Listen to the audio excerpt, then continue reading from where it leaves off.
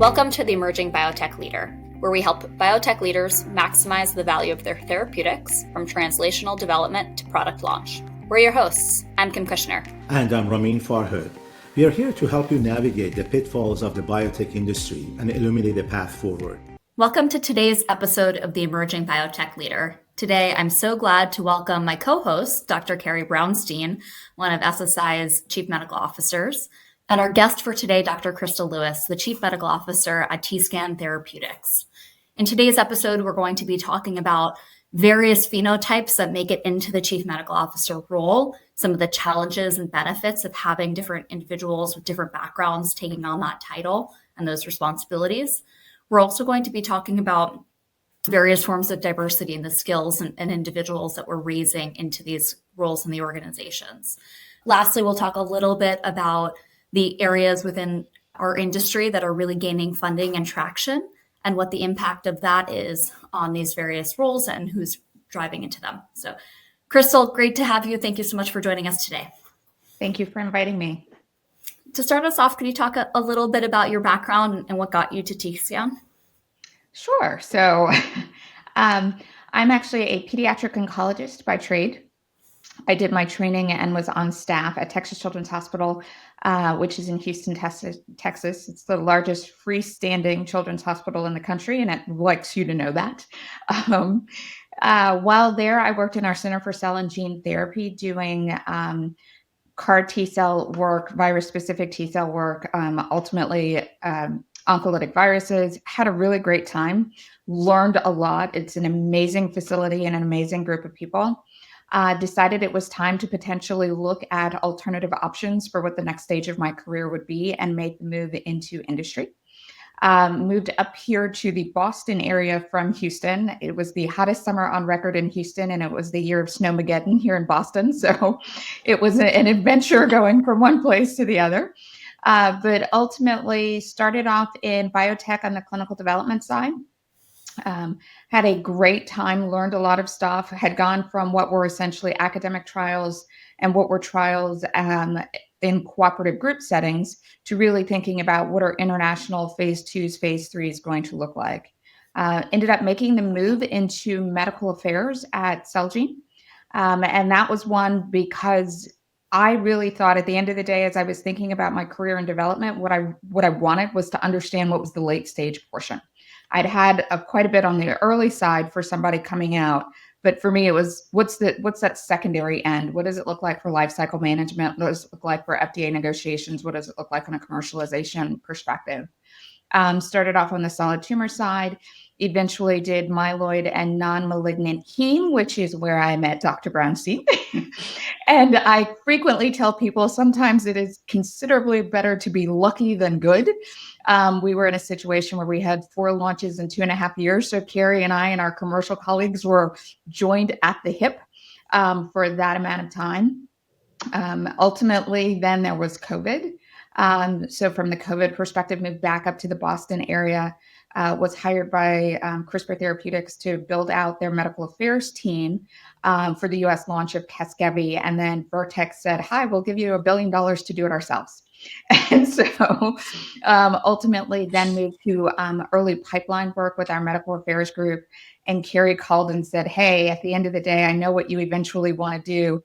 Why don't you check off some last minute buckets that helped with the eventual transition to where I am now, which is at TScan Therapeutics here in the Boston area. It's based in Waltham, Massachusetts. It's a clinical stage biotech company where we're using TCR-T T cells in hematologic as well as oncologic malignancies. So it's allowed me to make kind of the full circle come back into the cell therapy space. Amazing. What an incredible background. And I always love hearing about the various intersections between your and Carrie's background along the way. And I think it's great having both of you here because you both demonstrate 2 completely different phenotypes of a chief medical officer.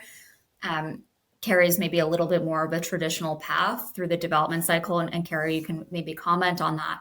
And then Chrystal, would appreciate hearing a little bit more from you, coming from more of the medical affairs background and how I would say it's rare to see really great strategic chief medical officers with more of the medical affairs positioning as your core. So Carrie, maybe you can talk a little bit more about the traditional cycle and why that's so typical, and we can shift a little bit from there. Yeah, sure. So in my background, similarly to Chrystal, I'm also a pediatric hematologist, oncologist, and I trained in New York City at Memorial Sloan Kettering. I've been in industry now for close to 20 years, spanning from very early development through commercialization and the medical affairs piece. So traditionally, at least in my experience, most companies, when they're looking for a chief medical officer, particularly because they're just about to go into the clinic, phase 1, first in human trial, they're really thinking about how do I best get that done? And they're not thinking along the entire life cycle of the project, which, is neither here nor there, but it just is where their head is. So they're typically looking for someone who has this deep, long experience in clinical development. And I think that's more traditional for being in the medical affair, in the CMO role. But that said, I think the phenotype of me is somebody who's basically done almost completely clinical development and always had great medical affairs people by my side to take the lead on some of the things that I just don't like to do as much. Is so important. And I think that phenotype adds a huge benefit to the CMO role. And it raises a really great point that we've talked a lot about in the show in general, that a chief medical officer is expected to be all things to everyone. It's meant to be the best on the podium, and it's meant to be the most detail-oriented, most strategic scientist on staff, and fantastic with the investors, and add 30 other things to the list of repertoire. And so it shouldn't be surprising that there's different phenotypes depending on individual areas of interest and personal preferences. But it still seems fairly rare. So Chrystal, maybe you can give some opinions on why you think kind of being brought up more in the medical affairs background and having that, face of the company, face of the science background is less common in the CMO role. Less common, likely because medical affairs is a less traditional path. For academicians who are coming out into industry, or for those who are ultimately saying that they're going to make the move directly from med school into industry, where you typically start and what you know about is essentially clinical development. So the fact that the vast majority of people end up there just makes sense because it's what you know. I think it is incredibly rare for you to have people come out of academics and end up in medical affairs unless they were in situations where they were at really large institutions, had really good MSLs, or had really good projects for which you might actually have been tapped to say, hey, we actually want you to come in on our medical affairs team because we need somebody who understands the background, the science, the piece, and can have those conversations with investigators. I sort of think of my path as a little bit different from the perspective that I now think of clinical development differently. So when I first came out, it was really all about how do we, phase 1 study, make sure that this drug is safe. And as we are thinking about associated development, how do we make sure that we get it to a regulatory approval? Where life shifted for me when I moved into late stage was really a matter of there are a lot of great drugs that have been approved that sit on the shelf that nobody ever uses. Yeah. And so really it becomes a matter of how do I look at a great drug, get it approved, but then get it used in the right population, in the hands of the right investigators, and then ultimately paid for.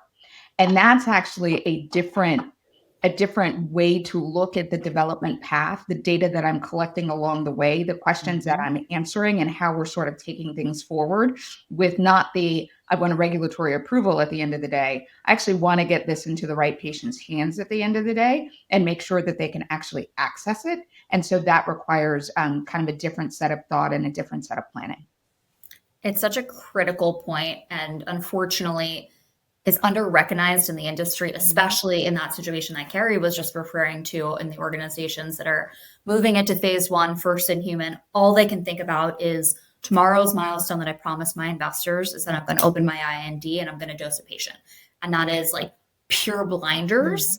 But what we find more and more is that the companies that are successful are bringing in, whether you want to call it medical affairs or not, personally, I don't really care, but the ones that are really engaging with the medical community from designing their phase 1, they're bringing the patient voice into their phase 1, and they're really thinking about what are the endpoints and variables that payers are going to care about, that the medical community is going to really need in order to convince them to want to prescribe and use it. And that's really going to differentiate your asset to patients and the caregiver community, depending on the diseases that we're talking about. So I really think about it in that way. And now that you've moved back into a clinical stage company, you're not necessarily thinking about launch. How do you think about bringing that medical affairs activities set or kind of background into some of this earlier development? And Carrie, would appreciate your opinions here as well.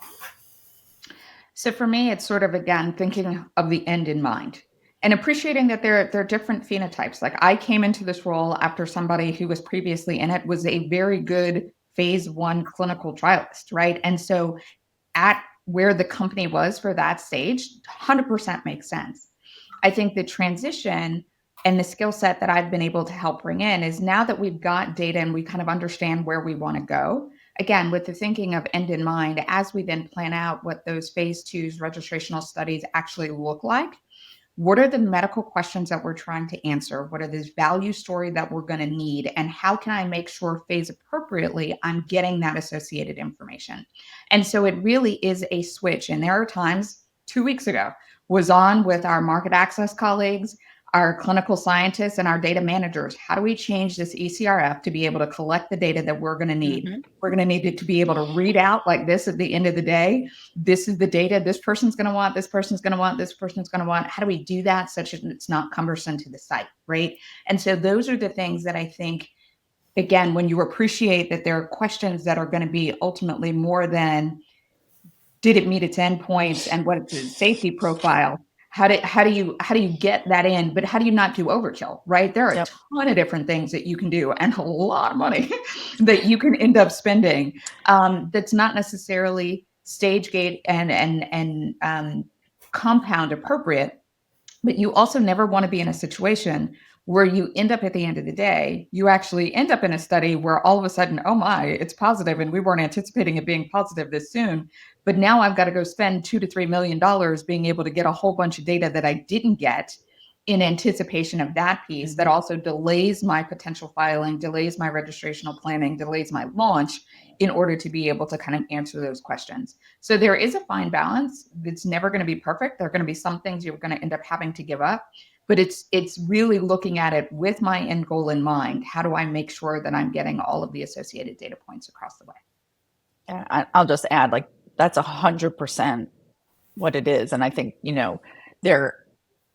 I was lucky to have had this wonderful experience at Celgene and be involved in both label negotiations, approvals, study designs, and launches of, 4 products in a 2.5 to 3 year span. And it was amazing. And I learned all this. So before having that experience at Celgene, I was exactly what Chrystal said. I was somebody who was really good at designing a trial, really good at being coming up with the endpoints, the statistics, the data you need so you can actually get an approval. But I was never thinking about what comes next other than like life cycle management, what other indications and situations you want to use the drug in. And I learned very quickly how important all of the associated pieces of the medical affairs team really takes the lead on.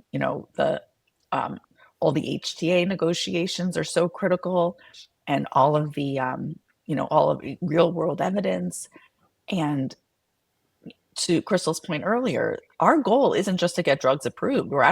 Our goal is to treat patients and transform their lives.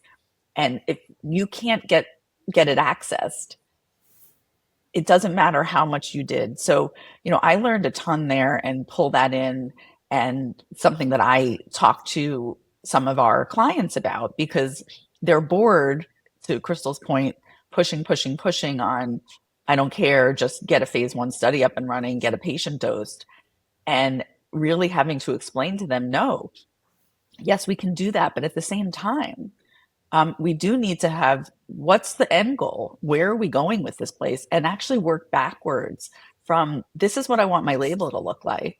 This is the indication I want. What are the steps I need to get there? And of course, they're going to change along the way because goalposts change and all that sort of thing. But some direction is so important, and understanding what those data are going to be that you need at that end. And I owe all this learning from Chrystal and her team, because it's critical, and I don't think a lot of people have it. So to take that maybe a step further, looking at the current marketplace and understanding where most biotechs sit today, and in particular, most chief medical officers, that whether it's their first time being a chief medical officer or their 5th time, many of them struggle with creating the business case for why they need to invest in doing some of these activities early, especially if it's not their personal nature to be operating and thinking in this way. So how do you both think about building that business case and really communicating it to the board and the investors and those who are holding the purse strings in a really tight environment right now, and telling them, yes, you're going to need to make some short-term investments and the long-term gain is worth it, even though people seem to be playing more of the short game right now? I would say part of it is going to be just logistically a little bit hard to do, right? Let's just be frank. In a situation where the market is unstable, bonds are doing some interesting things, investors are looking at their overall risk profile and trying to see how they can get through the next 9, 12, 15 months. Right. There are going to be some situations where there are going to be some things you're just not going to be able to do, even though in a perfect world or even in a nice world would be such value added. Where that does mean, though, is you're having to sit back and have the discussions on what are the intermediate and what are the short-term, intermediate, and long-term goals, right? There are going to be some times when the thing that you want to do is be able to execute, get to registrational, and be able to commercialize. There are some times when what you are going to want to do is set yourself up for a great partnership, whether or not that's a co-co, whether or not it's any of that, like at the end, there are going to be some times when actually you want to do the developmental piece and potentially spin that out and get associated funding. So it's really a conversation with your team about what is the goal of the project. And with the understanding of what is the goal of the project, then what is the best data set that you can get for your money that's going to help you execute on that goal. And that's going to be drastically different depending on which of those, in my mind, 3 buckets you're going to end up in.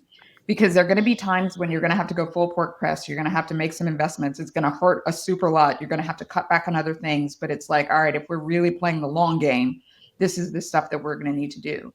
But I also think there's the understanding that if you want to partner, depending on how you want to partner and how you want to set that up, you're actually in a much stronger partnership negotiation perspective if you're coming in with a data set that helps your partner understand what this is going to mean, how you're going to commercialize, and where you're going to go. There are times when, again, you can't have it and it's a little bit of hand waving, but at the end of the day, the more you have that is very definitive that somebody can kind of sink their teeth into, they know that you've thought about those pieces. And then there are times from a development perspective where it's like, look, at the end of the day, I don't think we're at where we were a few years ago where you could sell the dream, but you need to at least have enough of a data set that people will take you seriously. But then, in my mind, it's not just the data set, it's the walk me through how I'll get there. So while you may not have the amount of data you have in section 2, you've at least gone through and you've put kind of pen to paper of this is the data I would need when to, again, make it super easy for somebody who's coming through.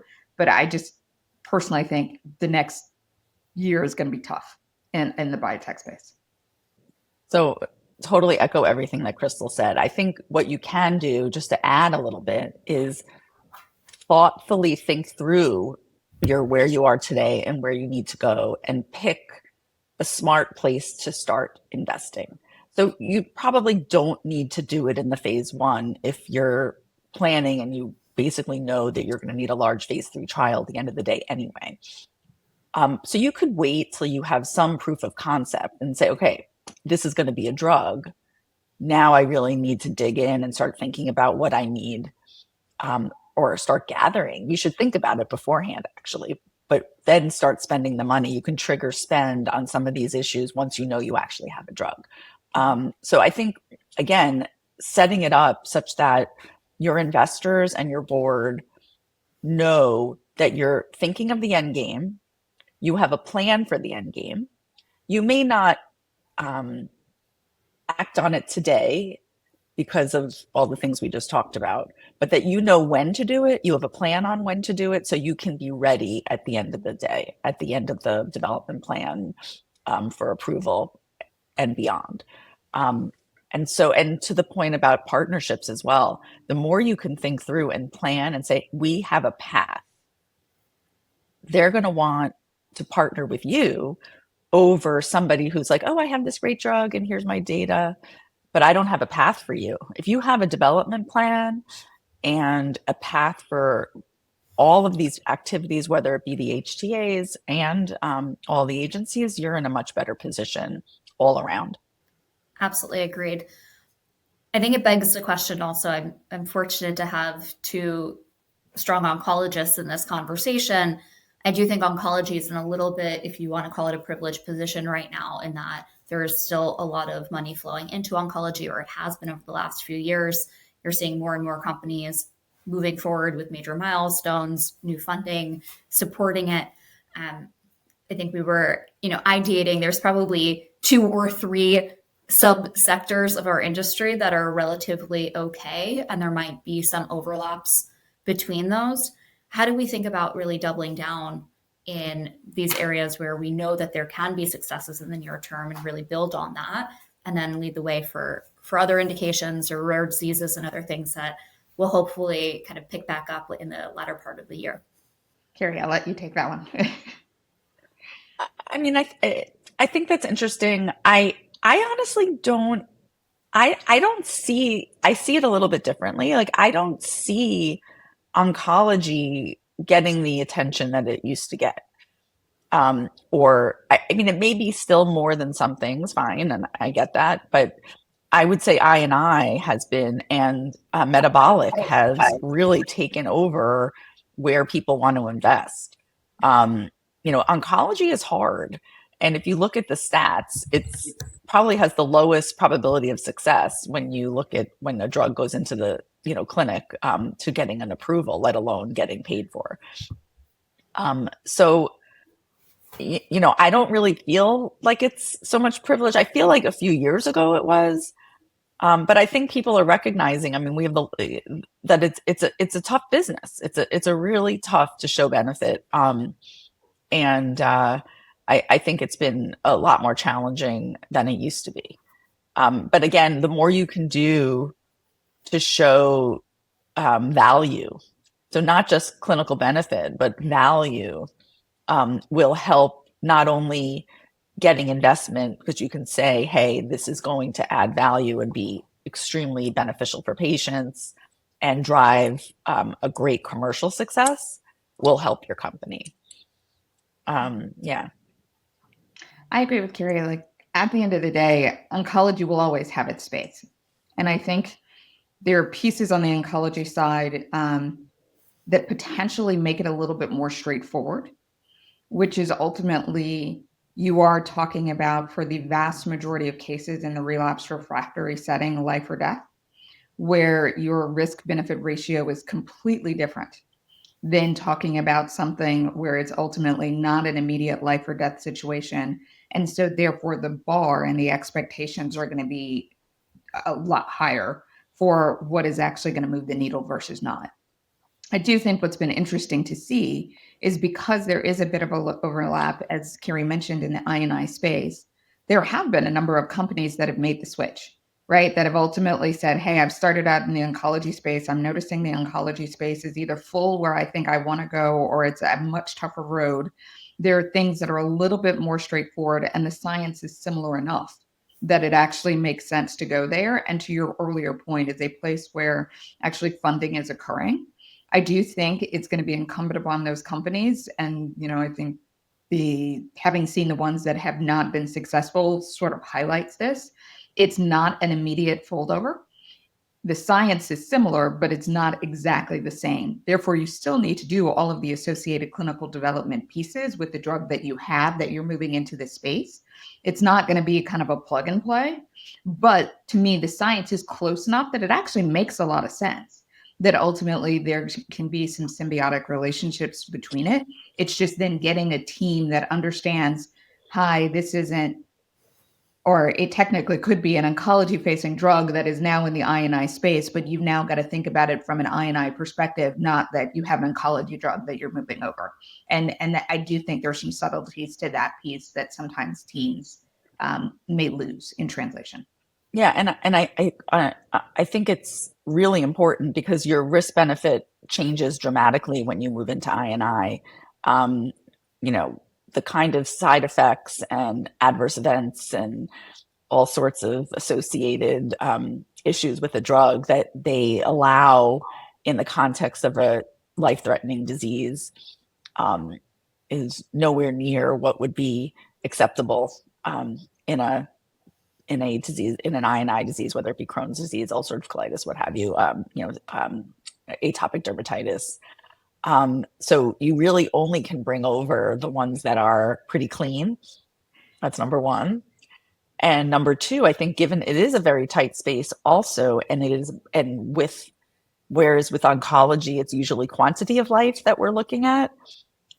They're looking at quality of life. And I think all the pieces that Chrystal spoke about before in terms of generating data that shows its value become even more important. And, we're going full circle now with our conversation, but all those pieces that somebody with a good medical affairs eye and experience understands becomes even more important when you're moving into non-life-threatening disease. Absolutely makes sense. And I know in general, oncology is a complicated development space. It's also complicated by the fact that it's kind of considered one disease, even though it's hundreds of diseases that are completely different from each other. So even within it, it's ultra complicated and the goals are all different, right? So at times you're talking about life or death. Other times you're trying to move towards a chronic disease status and kind of a maintenance for the long term, but it's absolutely quantity of life over time and hopefully some improvement in quality along the way, but different goals for the entire program. Yep. So one area that I want to move into a little bit is really talking about a little bit more on the phenotypes of chief medical officers, and in particular, how rare it is to find females in the senior leadership roles and other forms of diversity that we see in these roles. And Chrystal, I know we've talked about this a little bit, but it's rare to look around and see women that look like yourself in the C-suite of biotech companies. So can you give us a little bit of a thought on some of the barriers or advice you might have to others that are really building up their career and working to get into these incredibly important positions? So at the end, it's also thinking of the end game in mind. I was incredibly blessed to have been in a situation at Baylor with a phenomenal set of mentors. And Helen Heslop, who's currently the vice chair of oncology at Baylor, runs our Center for Cell and Gene Therapy, has been the president of pretty much every organization and kind of a member of National Academy. Like, she's been there and she's done it. And what was great for me to have seen growing up in that organization was they got a kick out of helping people move to the next stages of their career. Because essentially she and Malcolm and everybody had done it. Then it wasn't necessarily what's more for me. It's how do I play the chess game of getting my people in places to things that are actually going to be good for them to do and exciting for them to do. And the back end portion of that was always so I've got a little present for you. And it's like, oh, how much time is this going to take? What is this going to mean? But it was really thinking about, hey, where do you want to be in 5 years? Right. So for her, it wasn't necessarily a long-term question or a short-term question. Where do you want to be in 5 years? So now that I know where you want to be in 5 years, let's figure out the things that you're going to need to do now that are actually going to set you up for success 5 years from now. So is that sitting on the IRB? Is that sitting on the rack? Is that giving a presentation here? Is that being a member of this, right? It literally was strategic chess of my career of the, don't tell me where you want to be in a year. Tell me where you want to be in a chunk of time. And now that you told me where you want to be in a chunk of time, how are we figuring out how to get you there? And so that is the piece that I am hopeful that I am bringing to the people who I work with as well.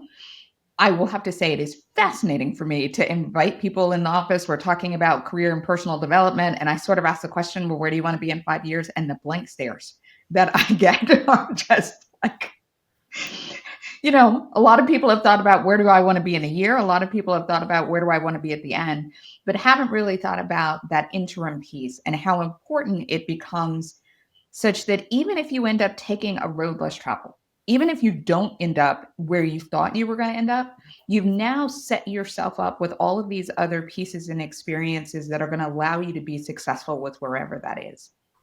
And so for me, a lot of it, it was given to me as a trainee and as a junior faculty person, will admit, still keep her on speed dial, right? Like there are times when I'm like, I just got a question for you. But it's also making sure that I have the ability to be able to do that with people kind of coming behind me and along the way, to the point of, yes, I was in New Orleans for Easter, got a phone call from somebody who I used to work with, who is making kind of the transition into the industry setting. And she just wanted to kind of bounce ideas off of somebody who's kind of lived it and done it. And like, more than happy to do that. And I'm like, the other piece that I'm going to be more than happy to do is to tell you, when you've actually thought about where you want to go and you're negotiating your contract, please feel free to give me a call. Nobody ever talks to you about how to do that. Nobody ever really works with you to kind of understand you have an associated value. What does total cash comp mean? How do you think about where you are with respect to options, with respect to RSUs, with respect to your base? Nobody ever has that conversation, or nobody ever had it with me. So my assumption is that is not a conversation that's happening a lot across the board. And so it is one of those things where I feel like, hey, let me give back to the people and the women, and especially the women of color that are coming through who are making this transition and want to do it. The other piece is also having the conversation with trainees, and those are in academic settings, finishing their fellowship, thinking about wanting to make the move into industry. Hey guys, there are a lot of other things out there. Don't forget about regulatory. Don't forget about medical affairs. Don't forget about safety. Don't forget about ClinDev, right? Like there are other pieces that even if you don't end up there forever, having that associated background and expertise is only going to allow you to have something different in your application and your thought process with the associated pieces of what you want to do next that is only going to be a value added. But it's, in my mind, you don't know what you don't know. And so unless there is an opportunity to have those conversations, to have that associated reach out, to have those touch points, it's never going to exist. And that pool is never going to get better. So it's for those of us who are here, how do we make sure that we are doing our best to get other people there along the way? I think it's incredible advice and super important as we think about what options are presented to your earliest point in this conversation, that most people don't even know that medical affairs, as an example, is an option. It's really about creating the optionality for folks at the earliest stages of their career to see what the pathways could be, so that when they set their 5-year goals, they don't think small. They can see that there's a vision, and that vision can be much bigger and greater, and they can start to map that chess game. But if they only know the small incremental next step, their 5-year vision isn't going to actually be representative of the real possibilities. And it's also not going to benefit the industry, because we're going to lose a lot of talent that really should be elevated for all of their great experience and knowledge. This was an amazing conversation. Chrystal, Carrie, thank you both so much for joining the show today. Really appreciate it, and looking forward to having you both back sometime soon. Thanks for tuning in to the Emerging Biotech Leader, an SSI Strategy podcast. Join us each month for more conversations with biotech leaders. If you'd like to help navigating the complexities of biotech, reach out to our team at ssistrategy.com. Don't forget to hit subscribe and leave a review.